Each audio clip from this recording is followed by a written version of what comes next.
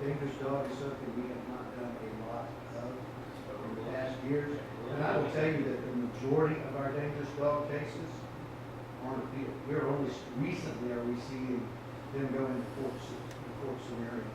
Probably, this is a guess, maybe 90% of the ones that we've had, the background that dictated we were headed that way, the owners wind up surrendering just because of the liabilities that are tied to it. Yeah, and I think I would agree with you on that. That's been my experience as well. Many times the owners feel bad because if their dog has injured somebody or whatever, they're usually all too ready to say, okay, I understand we got a problem. I'm going to let you guys deal with it and, and ask us to take care of the dog. And as far as the housing deal, I think that would be something that the city would, It's going to happen. if it requires, then that's something that we have to, city manager would have. I have no way historically to do any kind of information. Anything else on 6-22? Okay, moving back to 6-123. It's more, or this is more along the appeal, or I guess the appeal process. If the animal is determined to be, and then upon appeal, and then talks about the standard of substantial evidence review. We have any input on 6-123? Not having the ordinance in front of me conceptually, thinking. Does everybody have a copy of it? It's not on, it's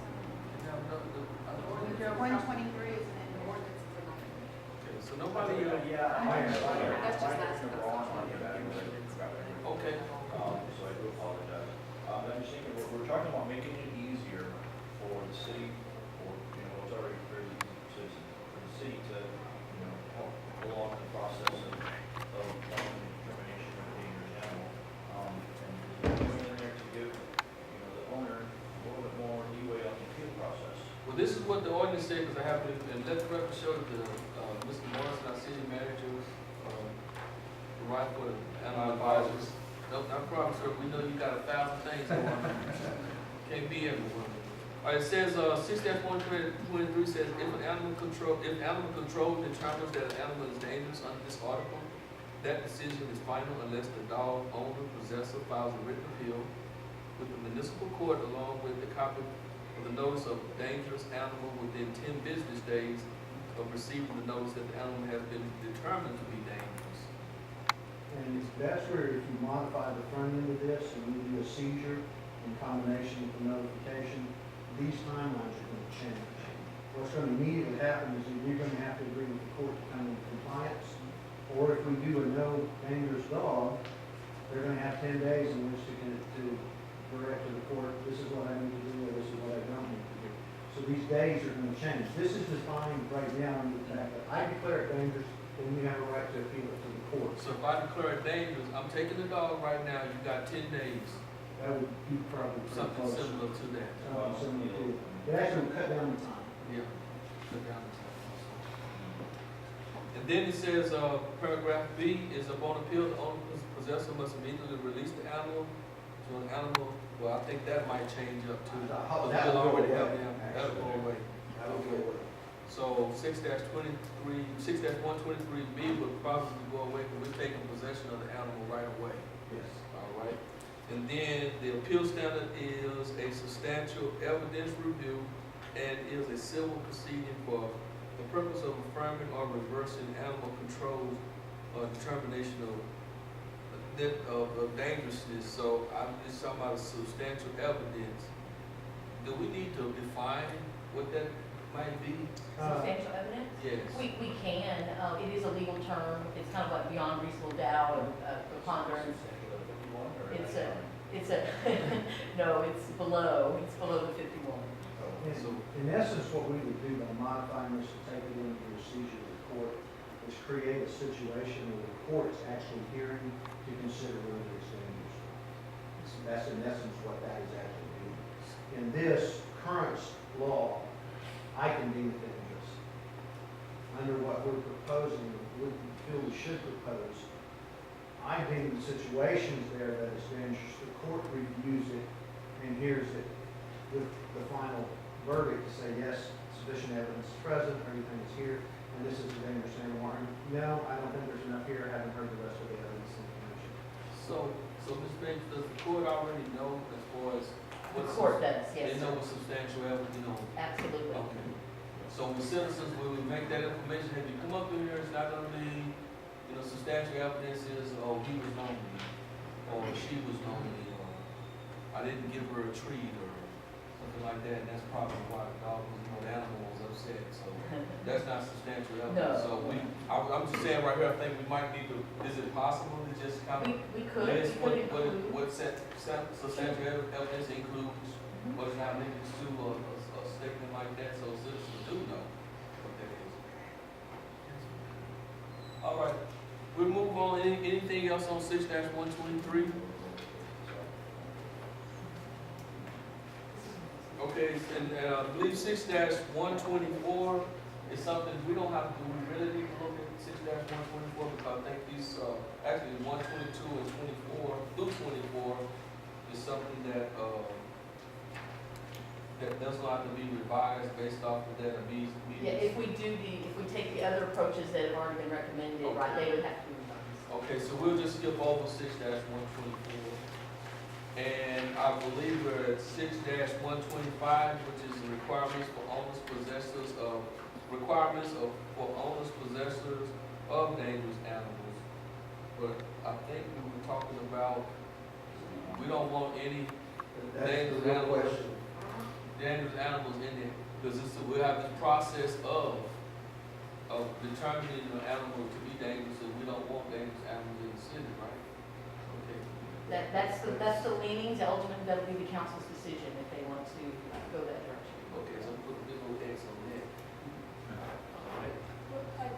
Yes, ma'am. We don't want it in the city, but I still should have the right to keep my dangerous dog that I want. I can move out to the farm or to the river. Through the court, yes. Yes, so somewhere it needs to be still in here. Okay, Or send Well, it to a different. That's in there state. in the hearing process. The part of the hearing is going to be, do you have a dangerous animal? Yes. Well, then you either have to remove it from the city now, or you have to surrender it to utilization. It's really, if it's deemed dangerous, there's going to be two directions. You take it away, or you surrender it, one or the other, which you do, and then that becomes your choice in which direction you go. I think, well, one of the, and I put X on there, but it looks like in paragraph A, it says, unless a person is appealing, the animal control determination that the animal is a dangerous animal, not later, there's a time requirement there, but I think that's all going to be determined on the appeal, the seizure, the appeal process in previous chapters, that time. And we can make sure to address your concern. We'll make sure that this approval to remove the dog from the city, if everybody, is still wanting that, then we'll make sure that finds its ways to still remain without being removed. We actually did one just recently, and the judge deemed it dangerous.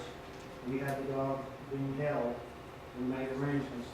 The owner picked the dog up on a certain day, was taken to an address. He had to provide affidavits to the court to show that it was delivered to this address, that they received it from the there. Anything else? I had one question, because I did see, and I was just wondering where it came from, where we fixed a liability. How were we able, what were the legal legalities of fixing that liability? As far as obtain insurance coverage? That actually comes from the state, Texas Health Code. That is a minimum standard under the state if you have a deemed dangerous animal. That, But we wouldn't, We yeah, we wouldn't need it if we're gonna say you can't have a the dangerous question dog. came up, I know earlier, is was 100,000 sufficient? But if we're going to recommend that we have none, then this would not need to be modified whatsoever. Because I'm just thinking from a homeowner's perspective, within your homeowner insurance, you have a certain, based on the terms of your policy, you do have terms of liability, somebody slip and fall on the sidewalk or whatever.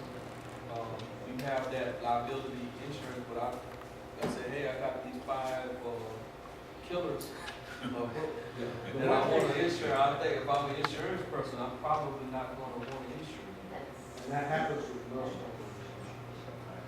All right. Now we down to section 6-126, which is a public notice of dangerous animal. See, the city of Killeen may, after notification to the owner, possessor, that an animal has been determined dangerous, provide public notice of the determination. And we have, That would be if it's gonna be living in your area. Yeah, it's it's not not really- really- so that's a move, so this one right here is something as far as public notice is concerned that I don't think we're gonna need this section, okay? Search and seizure, animal control officers and Killeen police officers shall be authorized to obtain a search and seizure warrant if there is reason to believe that. And now, this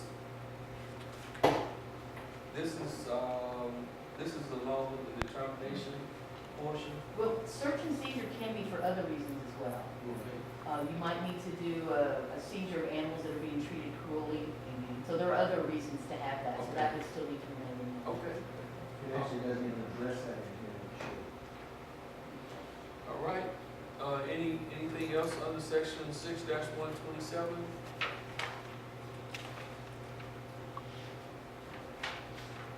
Okay, yes, Mr. Fox. The,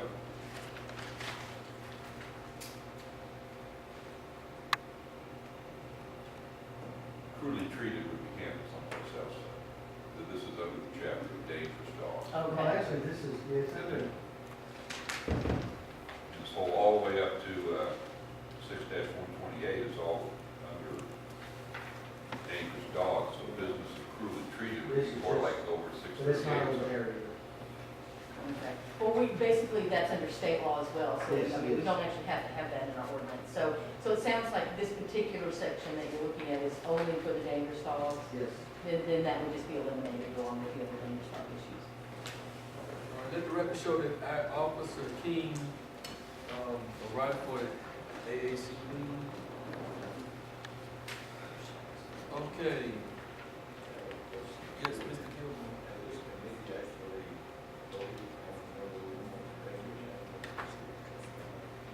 No, we haven't.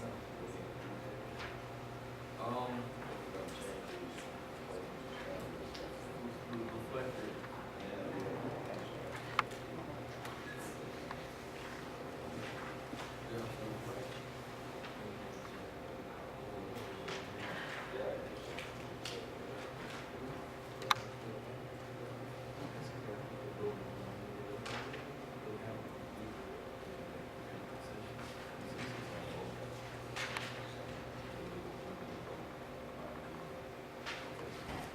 All right, the next, is the section 6-128 is about the animal control authorities, right of defense upon attack by an animal, the animal control authority by taking such means as that he deems necessary in that situation may defend himself or any other person endangered by such attack. So this is pretty much what you gotta go out there and kill those animals. Get hold to you, you just don't have to take it. That's the short review. That's the short. So, anything under this section, animal control, y'all need? What do y'all, I don't know. They've been sprayed. This is how it is. Get away from that person, I'll spray you, and the person gets covered. Usually it's the police department that gets involved Right, in the deadly right. force. Yeah, the deadly force is normally the police department. Most of the time with us, truthfully, it's a catch pole that we're beating the dog with to get back. And we do use that quite frequently. Stun gun, doesn't it? We don't have some. All right. All right, and I believe the,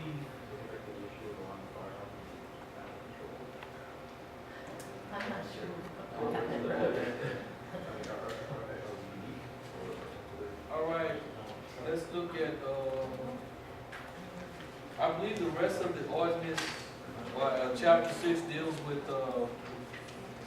section 6-129 deals with cat colonies. And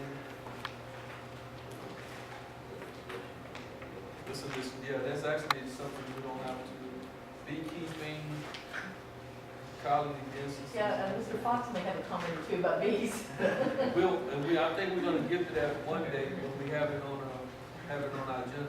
Okay. All right, at this time, I guess we need to take a vote to, was on this one issue as far as a committee recommending that we do not have dangerous animals in our city. And I think we would do that. Who are we to go? Just all the board members. All the board members? Yes, ma'am. What is dangerous? We had that last time. What do you declare as dangerous?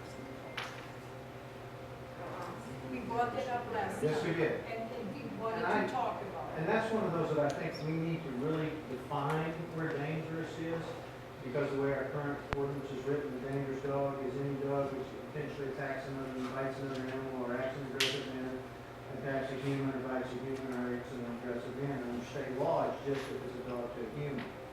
We brought our city ordinance down to say if it's dog to dog.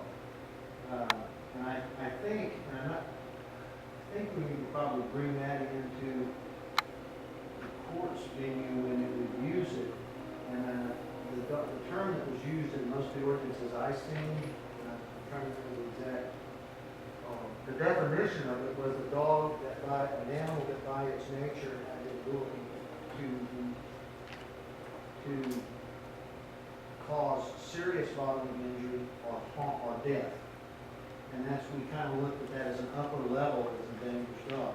A Chihuahua may chew on your ankle, but he's probably not going to kill you unless you lay there for a couple days. Yeah, but if he does it 10 times, when is he declared dangerous? Well, then it becomes a nuisance, and that's where we look at the nuisance law, as George was saying, we look at that, if we have a dog for repeated minor bites, let's say nips or whatever, in an uncontrolled environment, you have the ability to look at that as a nuisance issue and control it differently. Yeah, But he's never gonna be declared dangerous then, so he can live in the city.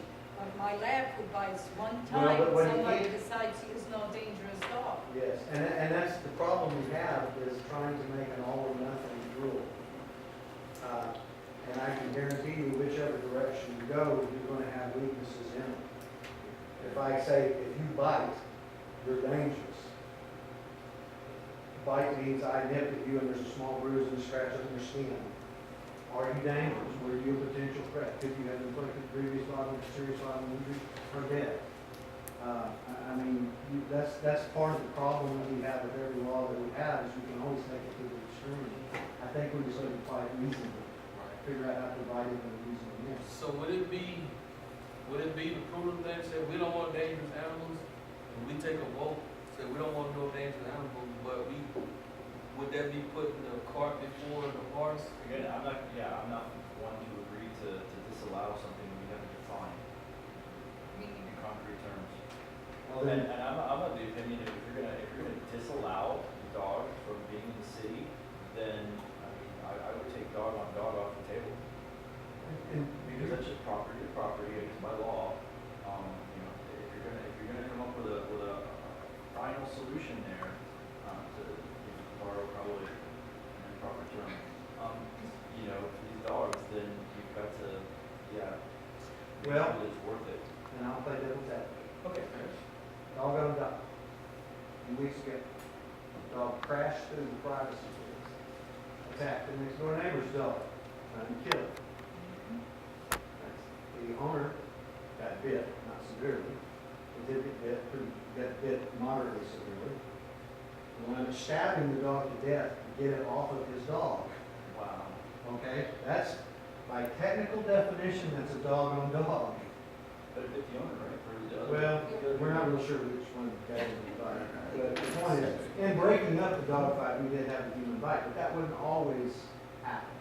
So that's why, how do we and where do we draw those lines? That's why I say maybe look at size.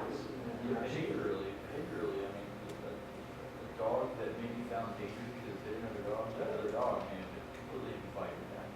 You may not have. And you may not have exactly, but we may not be able to know one way or the other. So but that's a decision this board and its recommendations to the council has to consider. So the truth is, if you decide I don't want a dangerous dog in town, that's okay.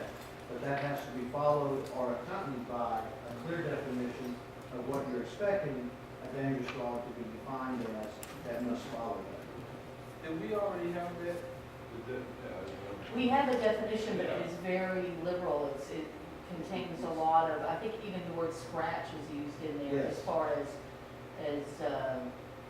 the ability. Now, that's never been applied in real life, but it does list it on there as one of the ways that you can injure somebody.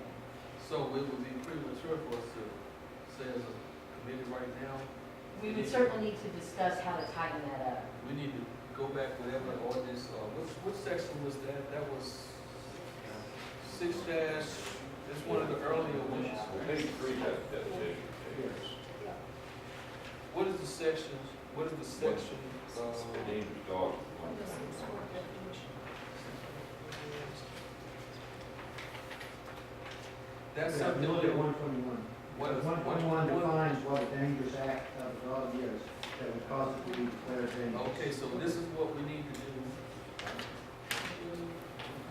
Okay, so we need to do the 6 dash 121 specifically, and, 6 dash, 6 dash 4. 6 dash 4.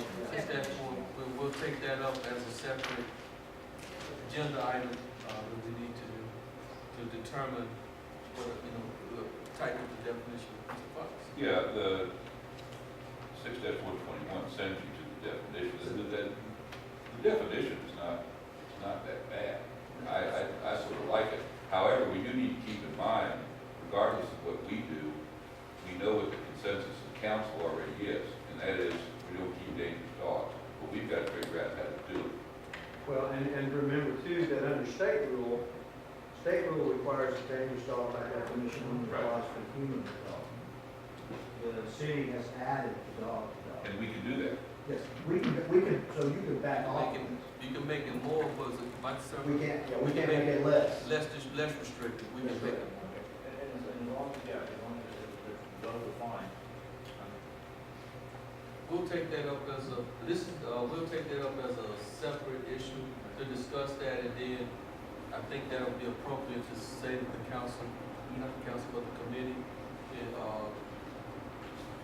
either consents or that, hey, we don't want any dangerous animals in the city. Yes, sir. One more. On these recommended changes we talked about for 121 and definition, are we going to see a draft at the next meeting? Is That's that, our next meeting. well, That might be the next well, question. we probably need to sort of throw that And that's here something, to try to, because it will determine how much time staff has to work on this, or whether, how we're gonna, we'll, because they do need time. that's an item, that's on our agenda, so when we get to that agenda item, we'll see about what we can do for that way we'll know either you're gonna have to jump through your 4 point of contact or you got some time to work, so we'll see here. Okay, and I think what I was saying was the rest of the ordinance had to do with cat colonies and some other procedures there that's not, bees and some things that are not pertaining to what we have on our agenda today. Okay. This time what I would like to do is just, we have some, provide you with some input from the audience. This has to do with, the first one is the ordinance change, chapter 6, division 4, section 125. This has to do with item 2. Item 2, and it says, this says 6 foot tall fence and street hidden from view. So if I look at item 2, it says, this is requirements for owners, possessors of dangerous animals. But that's something the dangerous animals thing, that's something we're gonna tighten up here real soon. So do we need to answer this one? I mean, it's obviously, it's up to you and how you want to handle that. It will be moved if indeed that's the direction we're going, is to eliminate all of You this. said it'll be moved. Yes. This will be moved. We'll just go ahead for the record, just to let you know what this is. It says restrain the dangerous animal at all times, either indoors or within a double secured enclosure outdoors. where each of the two enclosures consist of a substantial fence or enclosure measuring at least 100 square feet, secured